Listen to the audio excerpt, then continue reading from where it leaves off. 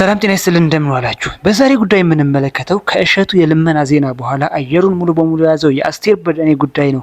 አስቴር በዳኔ ምን አለች? ሰዎች ስለሷ ምን አሁን ጦር የሚያማዝዘን ብዙ ትውልድ የበላብን ጉዳይ ምን እንደሆነ ልንገርህ። Burhan in Ethiopia, where thousands and thousands of more people have been displaced.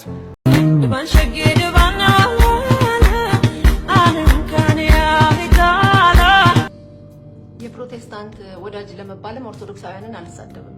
አሁን ጦር የሚያማዝዘን ብዙ ትውልድ የበላብን ጉዳይ ምን እንደሆነ ልንገርህ። የሆነ ብሔረሰብና የሆነ ሃይማኖት የሀገር ባለቤት ነኝ ብሎ ተቀምጧል። ሰዎች መካከል ማለት ነው።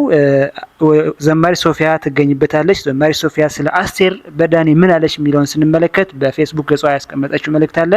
የሆነ ሃይማኖትና የሆነ ብሔር ባለቤት ነኝ ብሎ ተቀምጦ ያለው ባለችበት ሁኔታ በቀጥታ ለኦርቶዶክስና ለአማራ መሆኑ ዘማሪ ሶፊያ ተናግራለች ማለት ነው። ይህ ደግሞ በጣም በከፍተኛ ደረጃ እንዳበሳጫት ዘማሪት ሶፊያ መናገር ችላለች። ያሳይት ተከትሎ ሶፊያ ቃል በቃል ያለችውን አነብላችኋለሁ። አማራም ሆነ ኦርቶዶክስ እየተቀበለ ያለው ትውልድ እየተበቀለ ያለው ትውልድ ፈጽሞ የለም። አስቴር ያለችውን የአማራና ኦርቶዶክስን እየተበቀለ ያለ አዲስ ትውልድ አለ ብላ ነበር። ይህ አዲስ ትውልድ በፍጹም የለም። ይህ ስትል ንግግሯ የጀመረች ስትሆን የአማራ ሕዝብ የወንጌላውያን አማኝ የኦሮሞ ብሔር ተወላጅ አካል የሆኑ መሪዎችን ዘርና ሃይማኖት ሳይቆጥር ሆ ብሎ ደግፎ ያነገሰ ህዝብ መሆኑ ሊረሳ አይገባም በማለት አስታውሳለች። አክለውም ይህ ጥያቄ በብሔርና የሃይማኖት የበላይነት ሳይሆን በአሁኑ ወቅት የአማራ ህዝብ ጥልቅ የሆነ ብሶት ውስጥ እንደሚገኝና መፍትሄው የህዝብ ብሶት የማዳመጥ እንጂ ችግሩን የማባባስና ህዝብና ሃይማኖትን ፍረጃ ውስጥ መግባት ትክክል አይደለም ብላለች። በተጨማሪም ሶፊያ እንደ ደጉ ሳምራዊ በእውነት ቁስልን በመጠገን ወደ አንድነት መምጣት እንጂ ቁስል ላይ እንጨት በመስደድ የማይገባ ሀሳብ መሰንዘር ትክክል አይደለም። በጥላቻና በንቀት የሚኖሩ ግለሰቦች ሁሉም ብሔርና ቤተ እምነት ሊኖሩ እንደሚችሉ ጠቁማለች። ይህ ማለትም ከተለያየ ብሔረሰብ ጥላቻ፣ ከተለያየ ሃይማኖት ችግር ያለበት ሰው እንዳለ ሁሉ ነገር ግን ይሄን ችግርና ይሄ ጥላቻ ወደ አንድ ብሔረሰብና የሀገር ችግር ወደ አንድ ብሔረሰብና ሃይማኖት ማምጣት ስህተት መሆኑን ተናግራ በጋራ በመከባበር እንዲሁም ደግሞ ለድፍን ብዙ ዓመታት ኦርቶዶክስ ቤተ እምነትን ቤተክርስቲያን ሀገርን ስትወክል የነበረች ግዙፍ ሀገር የምትወክል ቤተክርስቲያን ወደዚህ ነገር ማምጣቱ ተገቢ አይደለም ስትል ገስጻለች ማለት ነው። አንድ ብሔር ወይም ደግሞ ወደ አንድ ቤተ እምነት ማምጣት ምን ማለት ነው? አሁን ሀገር እያስተዳደሩ ያሉት ሰዎች የአንቺ ሀገር ሰዎች የአንቺ ቤተ እምነት ሰዎች አይደሉም ወይ? ይህንን የፖለቲካ ችግር ይህንን ችግር እንዲፈጠር ያደረገው ሀገርን አረጋግቶ መምራት ያቃተውን ሰው ተው ብሎ ከመገሰጽና ችግሩን ከመፍታት በስተቀረ ወደ ሌላ ሰው ቃጣት መቀሰር ምን ይሉታል? ለመሆኑ በየትኛው መረጃ ተረጋግጦ በየትኛው ችግር ተፈቶ ነው? ወይ ደግሞ ምን ችግር ታይቶ ምን አይነት ዳታ ተወስዶ ነው ይህ ሁሉ የኢትዮጵያ ችግር አሁን ያለችበት የሀገሪቱ ችግር የአማራ ችግርና እንዲሁም ደግሞ መንስኤው አማራና ኦርቶዶክስ ነው ቢባል በምን መረጃ ከየት ተነስተሽ ነው እንደዛ ያልሽው? ይህን ጥያቄ ያለኝ በእውነት መረጃ ተገኝቶ ነው ወይ?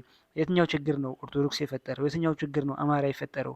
በዚህ ሰዓት እውነቱ ለመናገርስ ከዚህ በፊት እንደነበረ ሶፊያም እንዳለችው በመጀመሪያ አብይ ወደ ስልጣን ሲመጣ ፕሮቴስታንት መሆኑ እያወቀ ለማ መገርሳ ፕሮቴስታንት መሆኑ እየታወቀ በጣም በሰዓቱ ለውጥ እናመጣለን ብለው የተነሱ ሰዎች የፕሮቴስታንት እምነት አማኝ ከኛ ብሔር የኦሮሞ ብሔር ተወላጅ መሆናቸው እየታወቀ ለኢትዮጵያ ይጠቅማሉ ተብሎ ታስቦ ኢትዮጵያ ስላሉ አልደገፍናቸውም ወይ? ከመጀመሪያ ከብሔሮች መጀመሪያ ቀድሞ የደገፈስ አማራ አይደለም ወይ? ከሃይማኖት መጀመሪያ ኦርቶዶክሱ ልክ እንደ ፕሮቴስታንቱና እንደ ሁሉም ቤተ እምነት አብይ መሪ ነው ብሎ አልደገፈም ወይ? ከዘፋኝ መጀመሪያስ አብይን በመደገፍ በጥበቡ በኩልስ የአማራ ዘፋኞች አልደገፉትም ወይ? ምክንያቱም ኢትዮጵያን ብሎ ስለመጣ የአማራ ሕዝብ ኢትዮጵያን ብሎ የመጣውን ሁሉ አይደግፍም ወይ? ታዲያ አንቺ ከየት መተሽ ነው እንደዚህ የምትይው? ከዛም በላይ የሚሆን ፕሮቴስታንት ምክንያታዊ አይደለም።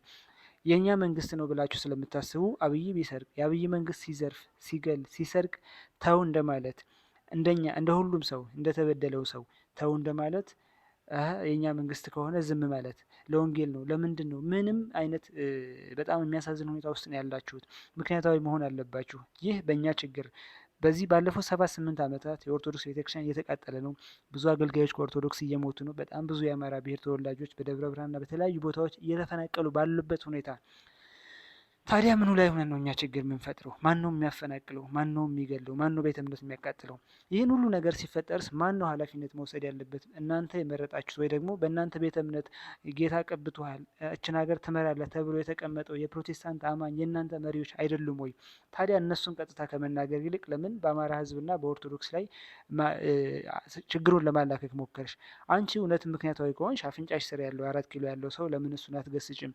ለምን በህዝብና በህዝብ መካከል በኦሮሞና በአማራ ህዝብ ለሺህ ዘመናት ተገንብቶ የኖረውን በኦርቶዶክስ በፕሮቴስታንት በተለያዩ ቤተ እምነቶች በሺህ ዘመናት የተገነባውን አብሮ ተከባብሮና ተፋቅሮ የመኖርን ህልውና ያለውን ይህ ሰንሰ የተጋመደ ህዝብ የተዋለደ ይሄ በፍቅር የሚኖረው ህዝብ ለምን ለመለያየት ትሞክሪያለሽ?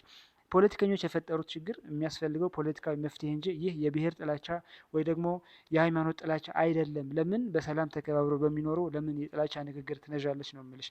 ስለዚህ የኛ ሀሳብ ይሄ ነው። አሁንም ቢሆን አርፈሽ ብትቀመጪ መልካም ነው። የፖለቲካ መፍትሄ ችግሩ ያለው ፖለቲከኞች ጋር ነው። ይህ ከታች ያለው ህዝብ ይህንን ችግር ሊፈጥር አይችልም። በማስረጃ በመረጃ ሀገር የሚያበጣብጥ ኦርቶዶክስ ካለን በህግ መጠየቅ ይችላል።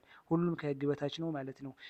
ስለዚህ ይህንን ነገር በአንዳንድ ምግባር የጎደላቸው ወይ ደግሞ አንቺን ያበሳጩች ኦርቶዶክስ እምነት ተከታይም ሆነው አማራም ሆነው ችግር ያለባቸው የብሔርን ጥላቻ የሚሰብኩ ካሉ እነሱ በህግ ይጠየቃሉ እንጂ እንዴት 60-70 ሚሊዮን ህዝብ ወይ ደግሞ የሀገሪቱ ከፍተኛ ቤተ እምነት ወይ ደግሞ 70-60 ሚሊዮን ህዝብ የሚወክል ኦርቶዶክስን ወይ ደግሞ 40-50 ሚሊዮን የሚሆኑ የአማራን ህዝብ ለምንን ትኮንኛለች? ለዛሬ ያለኝ አስተያየት ይሄ ነው። ሀሳባችሁ አስተያየታችሁ ማስቀመጥ ትችላላችሁ።